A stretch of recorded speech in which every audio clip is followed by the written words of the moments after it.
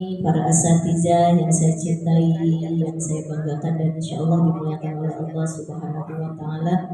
Alhamdulillah di siang hari yang berbahagia ini kita masih dipanggil oleh Allah menjadi hamba-hamba pilihan Allah, hamba-hamba yang semoga dijaga amal ibadah kita, diterima oleh Allah, dijauhkan dari amal yang ditolak oleh Allah, dijaga dari niat yang lurus, yang baik, yang niat itu menjadi amal yang lebih tinggi nilainya daripada amal kita sendiri. Amin amin ya Allah ya Rabbal alamin. Oleh karena itu mari kita memuji Allah dengan ucapan Alhamdulillahilladzi bi ni'matihi tatimmus shalihat. Shalawat teriring salam semoga tercurah kepada baginda kita Habibana wa Muhammad Sallallahu Alaihi Wasallam. Ibu ingatkan saya jam 4 kurang seperempat saya sudah harus selesai karena saya mau ketemu dengan Pak Camat ngurusin guru ngaji. Sekarang ada gonjang ganjing, pengurangan kuota bukannya ditambah tapi dikurang. Di beberapa kelurahan sudah diumumkan, tapi saya belum mendengar kalau di kelurahan Pisangan.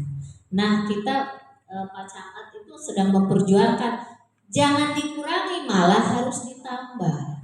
Nah ini saya mau ke sana untuk guru ngaji kelurahan untuk saya ya. Jadi seluruh guru ngaji itu akan berkumpul di kecamatan, tiap kecamatan karena ada rumor seperti itu kita tidak tahu kenapa ada pengurangan. Ini khusus untuk guru-guru ngaji ya, guru ngaji dan guru-guru TPA. Mudah-mudahan Allah kasih jalan yang terbaik, diberikan rizki malah yang lebih baik lagi ya untuk kesejahteraan guru-guru. Mudah-mudahan tidak terjadi itu ya. Doain ya ibu-ibu semua. Ya. A'udzubillahi minasyaitonirrajim. Bismillahirrahmanirrahim.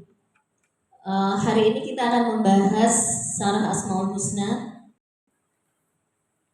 karya Imam Al-Ghazali, yaitu yang ke-66, sifat Allah Al-Majid.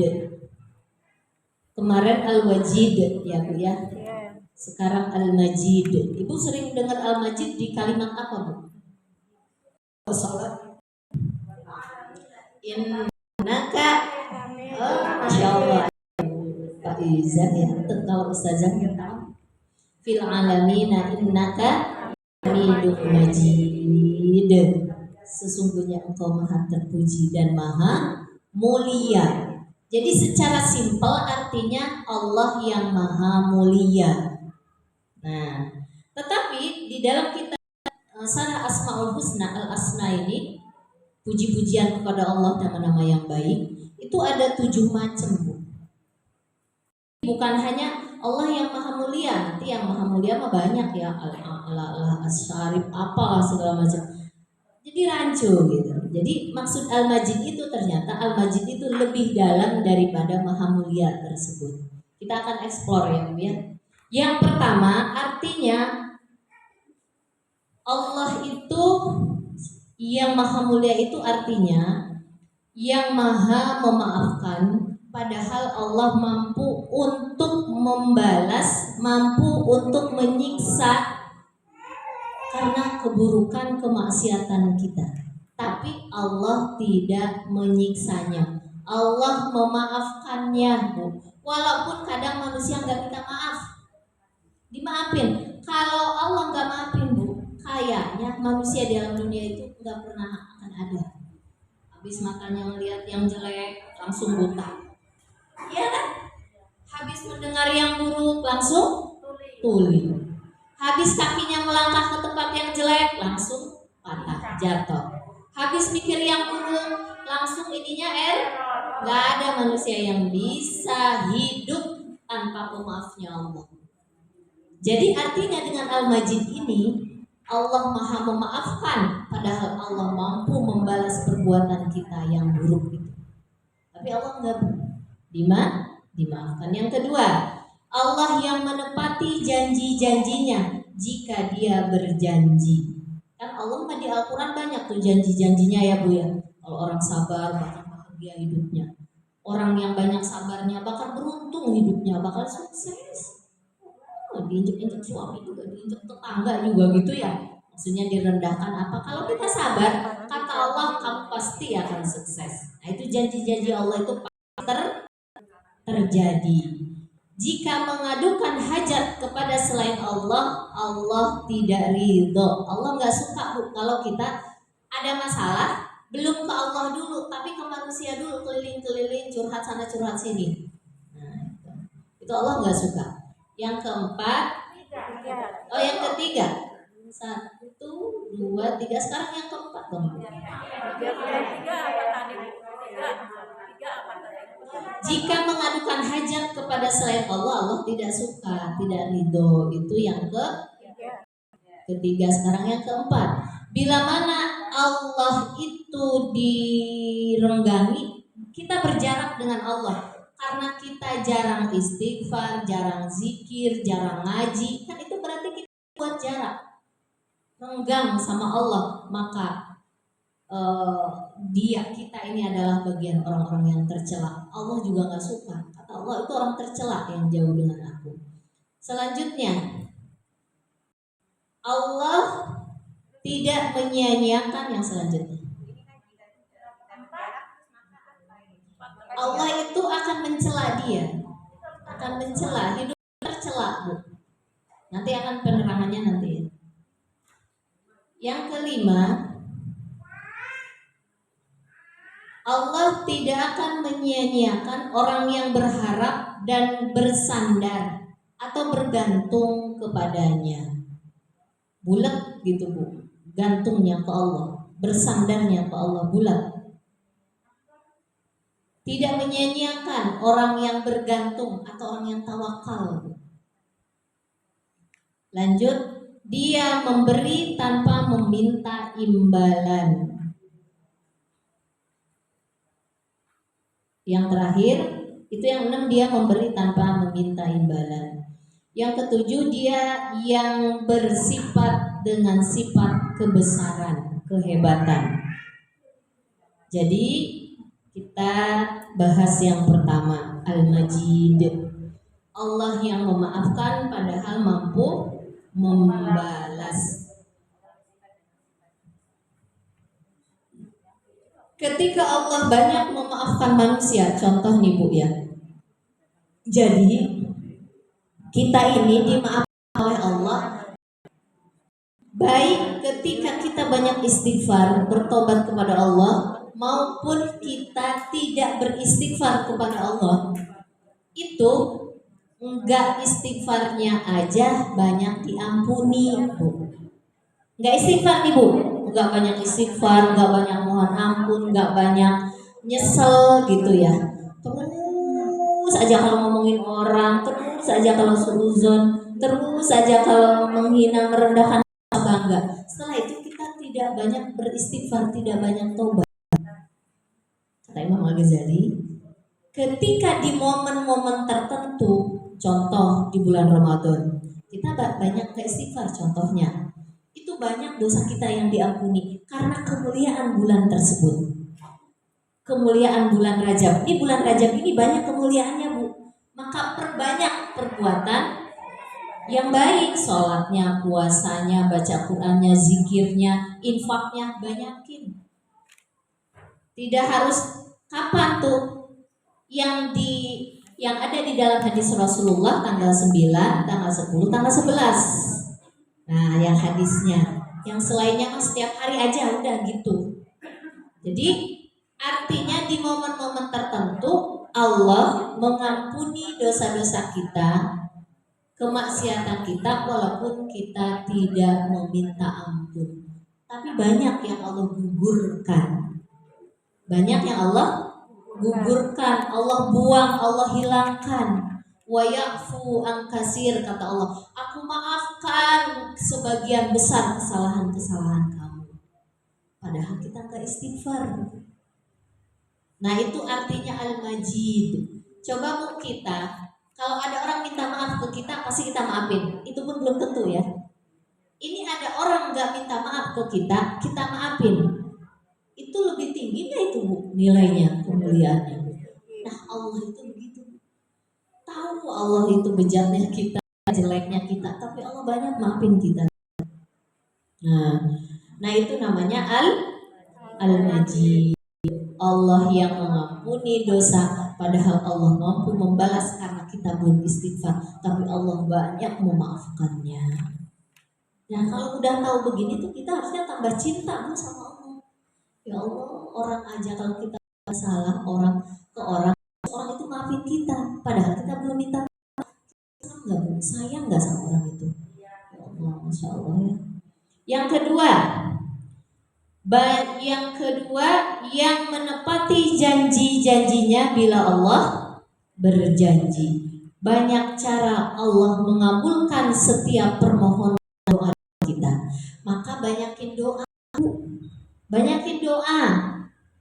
Walaupun kelihatannya menurut kita nggak dikabulkan, padahal setiap yang kita minta pasti dikabulkan. Masih ingat Bu ayatnya? Kata Imam Al-Ghazali, wa idza wa'ada wafa. Jika Allah berjanji, maka pasti Allah akan mengabulkan. Ud'uni astajib lakum. Atau dalam surat Al-Baqarah, wa idza sa'alaka ibadi anni fa inni qarib ujibu da'watad da'i idza da'ani falyastajibu li wal yu'minu bi la'allahum yarshudun. Kata Allah, kalau kalian minta kepadaku, maka aku akan kabulkan. Idza sa'altumuhu fas'alillah. Kalau kamu meminta, mintalah kepada Allah. Wa idza sta'anta, kalau kamu minta pertolongan, mintalah kepada Allah.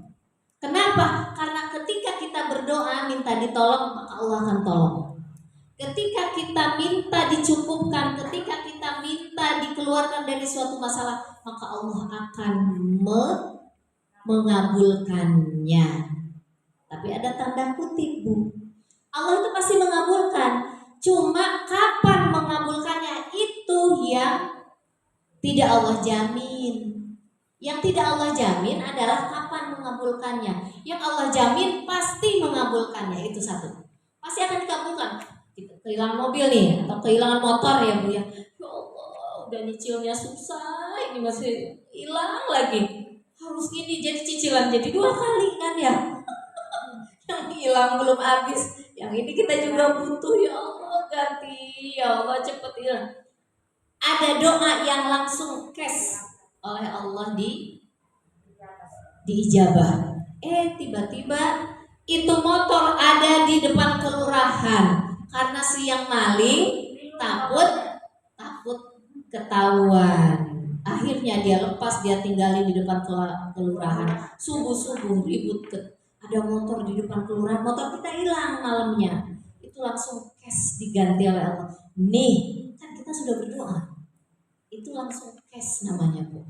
Ada yang ditunda, dikasih tenggang. Mobil kita kecurian, ketemunya setelah sebulan, udah dipreteli ini itunya tapi balik lagi. Ada yang ketemunya setelah 10 tahun tinggal bangkainya tapi balik lagi. Nah ada yang begitu. Cuma dikasih tenggang gak langsung ketemu gitu. Tapi yang pasti bakal diijabah doa kita. Jadi opsinya banyak ya. Yang pertama langsung, yang kedua dikasih tenggang. Ini mah mobil Bu. Kalau kita gimana Bu? Saya doanya anak saya. Ya sekarang nggak soleh, nanti soleh. Nantinya kapan? Mungkin kalau kita sudah meninggal. Yang penting bakal soleh anak kita. Gitu. Doain aja walaupun belum kelihatan solehnya. Yang ketiga, ganti dengan yang lebih baik. Hilang ya. Kita udah apa?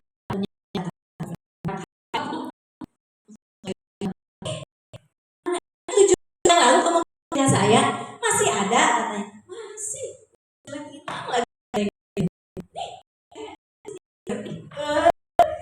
dengan yang lebih baik lagi. Bisa tiga Bu. Opsi keempat, ganti dengan yang lain yang justru lebih baik. Artinya apa? Diganti dengan sesuatu yang lain, tapi itu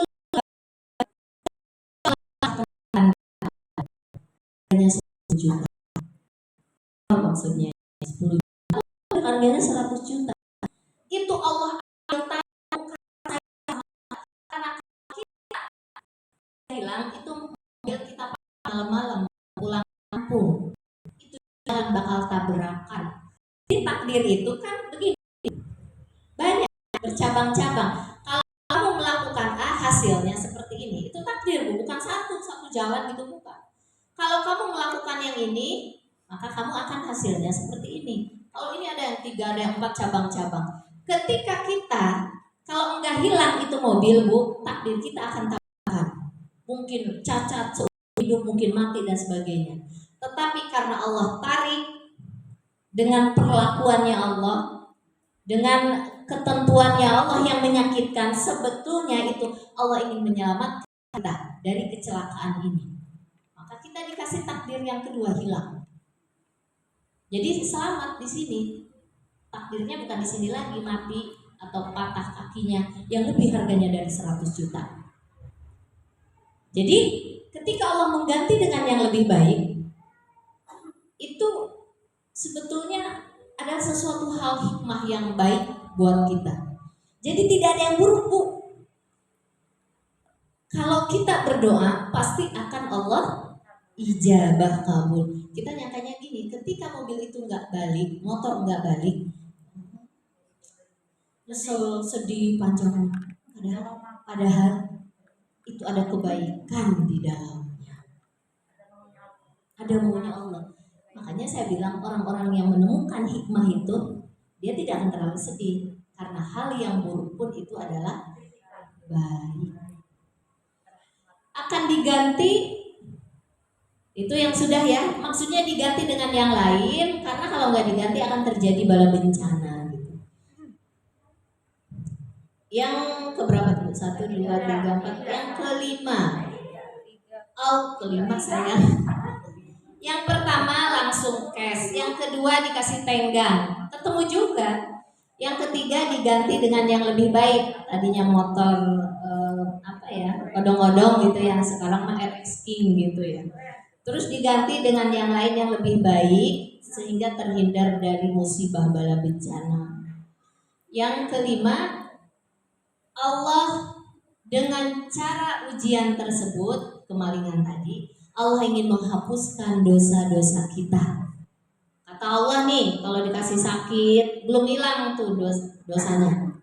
Kalau dicemberutin suaminya belum hilang dosanya.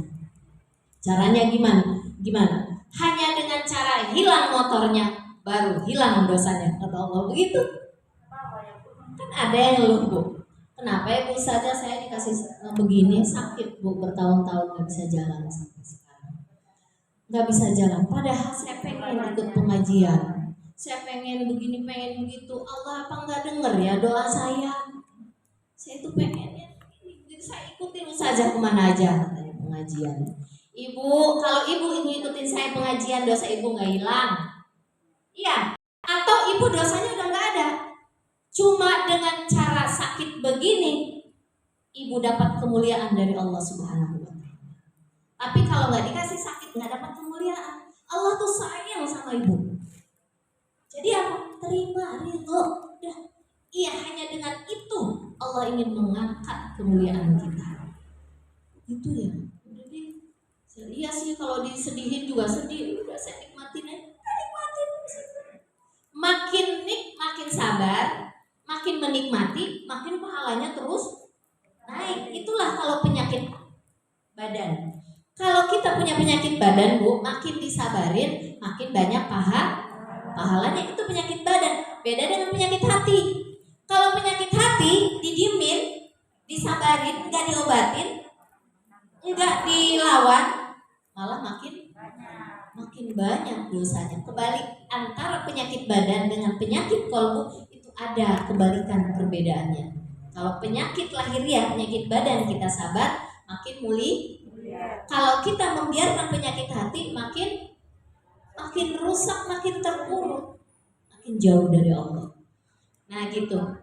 Yang terakhir, agar dengan cara dikasih musibah tadi itu, agar Allah mengganti nanti ketika di yaumil kiamah diganti dengan pahala yang tidak terbatas. Jadi nanti di surga itu Bu, kan ada hadis Rasulullah. Jadi ada seseorang ketika masuk surga, kita kan bingung mau masuk mana. Kan surga itu bertingkat-tingkat, kayak kapling rumah lah. Kita mau masuk kapling mana yang kata Allah, kamu masuk kaplingnya yang sebelah sana. No. Dia bingung. Di sini kan kapling biasa. Oh, di situ bagus banget. Ya Allah, itu kapling buat siapa? Itu buat kamu. Lah, kayaknya saya nggak sebesar itu deh pahalanya. Kata Allah gini, dulu kamu kehilangan motor, terus kamu sabar, kamu ridho, maka aku ganti ini sekarang, dan aku tidak menggantinya ketika di dunia dengan apapun. Jadi Bu, ganti motor yang bagus, ada diganti yang lain, pokoknya nol lah gitu, nggak dapat apa-apa.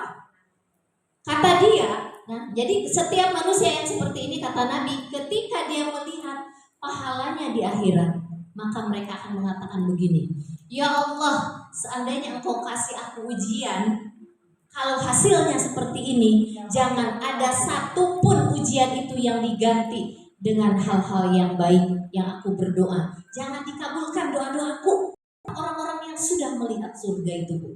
Kalau kita kan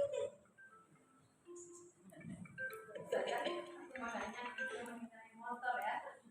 Nah, waktu saya kehilangan motor dulu, saya menganggap ya Allah tidak ada lebih, dan dari hari kiamat nanti ada pahala yang lebih baik dari ini. Itu yang waktu itu didoain juga, yang lebih baik Allah punya timbangan. Tapi ada orang yang ngasih langsung, tapi saya nggak minta itu, gimana? Apa nanti Allah nggak kasih lagi? Masya Allah, saya mau begitu Pak. Iya, dikasih cash oleh Allah nanti dapat juga di akhirat. Jadi, iya betul.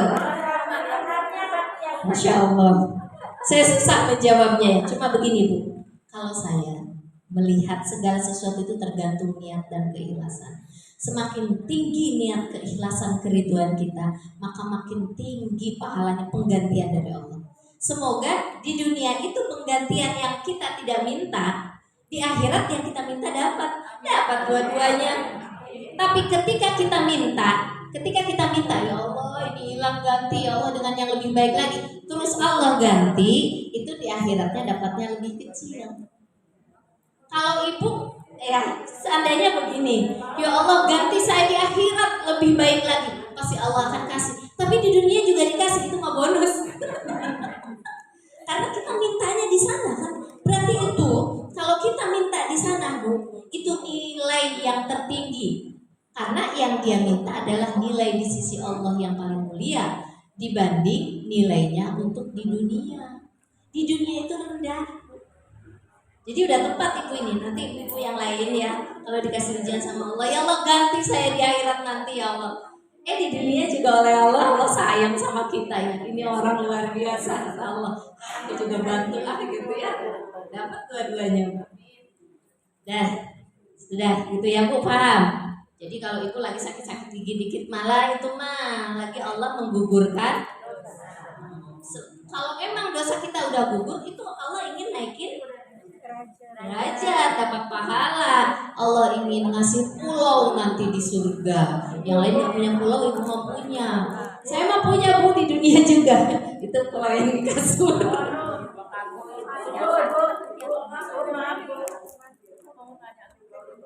Kalau nih, saya pernah ya ada saya keluar saya diambil dengan dibohongin. Nah, saat itu saya emosi dulu. Iya, saya emosi, jelas saya ini maki-maki itu berat. Iya, jadi apa namanya, merasa ini sekali saat itu.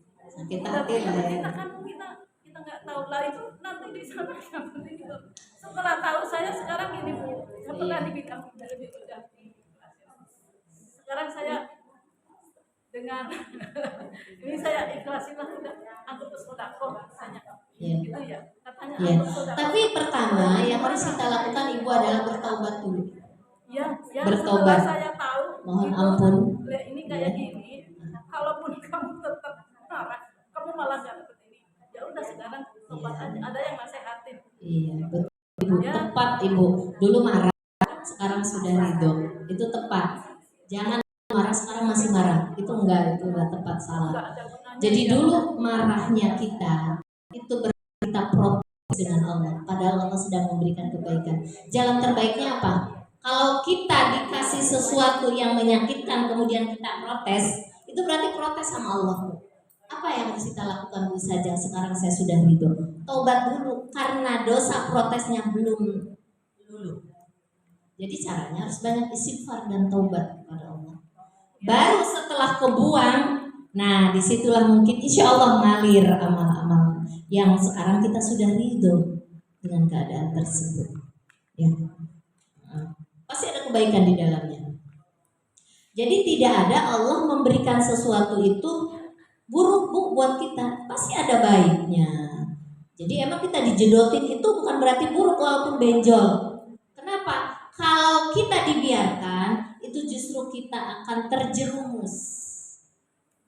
Contoh, dibiarkan dosanya numpuk sehingga apa? Jauh dia dari Allah. Justru karena dijedotin tadi dia ngeh. Tapi nggak ngeh juga, dijedotin lagi sama Allah. Oh, dibikin jedot lagi, jedot sana, jedot sini gitu. Oh, sampai benjol semua gitu. Nggak apa-apa kalau itu sampai menemukan Allah gitu. Ah iya, nanti ibu mendapat hikmah dari kehidupan itu. Sekarang kalau udah 50 tahun ke atas mah udah paham. Jangankan 50, 40 ke atas aja. Udah banyak kita paham tentang hidup. Oh ternyata, Masya Allah. Ini semuanya bu. Kita lanjut. Yang kedua, yang ketiga. Jadi sekarang hikmah yang ketiga yang saya jelaskan. Jika mengadukan sesuatu kepada selain Allah, maka Allah tidak suka. Ibu, kita tuh lagi nyakitin suami, ngadunya langsung ke kakak, ke ibu mertua. Ini si abang ini begini mama, atau ke ibunya, atau ke siapa, ke teman-temannya. Belum ngadu sama Allah, maka Allah nggak suka itu. Sulit itu dapat jalan keluarnya. Kenapa? Karena kita mengadukan ke makhluk. Kenapa nggak boleh ngadu ke makhluk dulu? Karena makhluk pun ngadunya ke Allah. Kata Allah, makhluk yang kamu adukan itu ngadunya ke saya. Kenapa kamu tidak ngadu ke saya dulu? Ini udah keliling kemana-mana ngadu, baru deh ngadu ke Allah. Itu Allah cemburu. Jadi kalau kita lapar, jangan langsung begini. Ya aku belum makan nih, ini dong. Adukan dulu ke Allah, ya Allah saya lapar ya. Sampai hal yang kecil pun harus diadukan ke Allah. Baru ke manusia. Atau kita sakit, kita datang langsung ke dokter. Karena kita kena penyakit apa gitu yang berat. Atau kita ngadunya ke teman. Saya tuh sering ini. Terus aku udah diperiksa katanya kena ini. Pokoknya aku tuh kayaknya down deh hidupku. Tapi ke Allahnya belum ngadu. Nggak boleh bu. Jadi harus ngadu dulu ke Allah. Baru setelah itu ngobrol sama teman cari solusi gimana ya. Saya divonis kena penyakit ini. Nah, tapi ngadu dulu sama Allah. Kenapa kalau nggak ngadu? Itu karena manusia, si dokternya pun ngadunya ke Allah kalau ada masalah. Teman kita juga pun kalau ada masalah itu ngadunya ke Allah. Jadi kenapa harus ke Allah dulu segala sesuatu? Sampai hal yang kecil juga. Kalau kita mau beli apa gitu bu, kasih duit sama suami, dikasih 5 juta nih. Kita butuh kulkas, ngobrol dulu. Ya Allah ini ada 5 juta. Saya harus beli apa dulu ya Allah? Saya lagi nggak ada kulkas atau mesin cuci ya Allah. Nah setelah itu baru ngobrol sama suami. Bang saya pengen beli kulkas. Kulkas kita udah kadang dingin kadang enggak. Error. Ke Allah dulu. Nah di situ Allah senang, maka akan Allah mudahkan. Duitnya habis buat beli kulkas, besok suaminya dapat rezeki lagi. Kata Allah, ini anak, ini hamba, apa-apa minta pendapatku dulu. Itu ibu kita nih, anak tuh kalau mau beli apa, mau ngelakuin apa, minta pendapat kita dulu, seneng nggak Bu? Terus dia, padahal walaupun nggak minta pendapat kita, dia akan belinya dengan seperti itu. Tapi beda kalau dia minta pendapat kita. Besoknya karena dia minta pendapat kita, kita tahu duitnya habis, pasti secara tidak langsung walaupun dia tidak mau minta, pasti akan kasih. Mungkin akan ditambah. Kenapa? Kasihan karena udah. Begitu Bu, kalau ingin disayang dikasih sama Allah, jadi harus ngadu dulu ke Allah, jangan ke manusia dulu.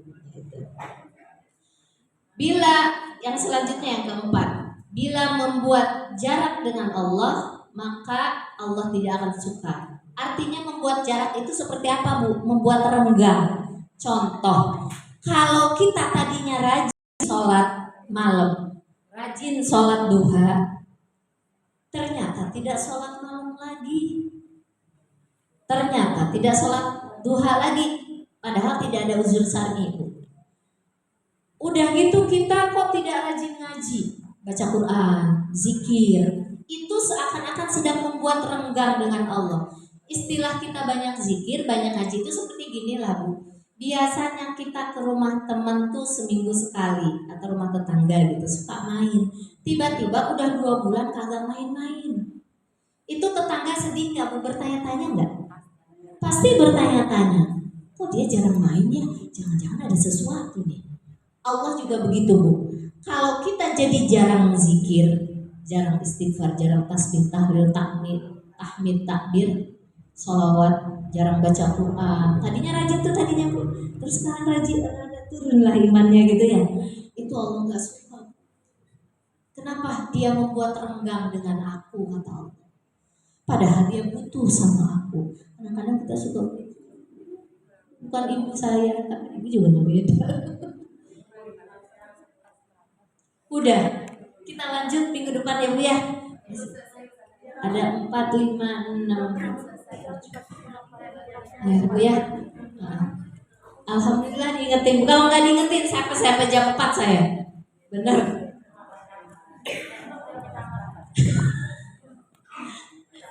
Pak Camat apa saya yang ditungguin? Yang ditungguin ya kita yang nungguin beliau. Jadi jangan suka apa ya, harusnya Pak Camat nungguin saya kan lagi ini, kata Pak Camat, saya juga punya urusan yang lebih penting. Dan cukup sekian, mudah-mudahan walaupun sebentar ya Bu ya, semoga Ibu makin banyak tidak puas dan makin apa, kalau ingin bertanya-tanya itu apa, penasaran. Ini belum klimaksnya Bu. Klimaksnya adalah orang yang mendapatkan nurul majid. Itu yang saya suka juga Bu itu. Apa sih? Apa saya di situ apa belum gitu ya? Masya Allah. Ya udah, insya Allah kita lanjut di pertemuan yang akan datang. Semoga Allah memberikan waktu, kesempatan, kekuatan sehingga kita bisa bermuajahah kembali. Dari saya cukup sekian. Wabillahi taufiq wal hidayah. Wassalamualaikum warahmatullahi wabarakatuh.